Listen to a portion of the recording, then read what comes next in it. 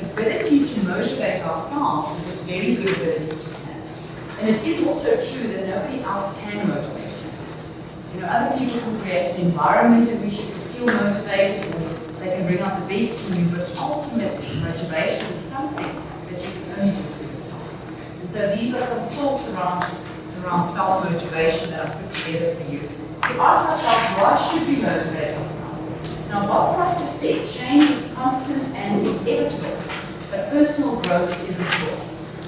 And so if we want to grow as human beings, if we want to remain open to learning, that is going to be our choice. And so why should we motivate ourselves? Simply because it puts us in control.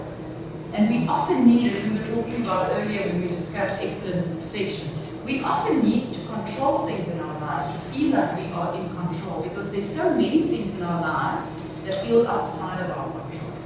And so if you motivate yourself, it puts you in control of where you go with your life. It feels less as if, you know, too many things can come at you sideways and actually take you off track.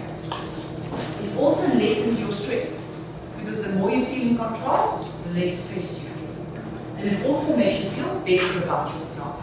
I find that we are often our own worst enemies.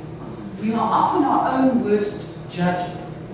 And we really need to start thinking about, how do we talk about ourselves?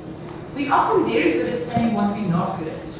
Oh, I'm just not good with that. Oh, I can't really do that. And we actually break ourselves down instead of building ourselves up.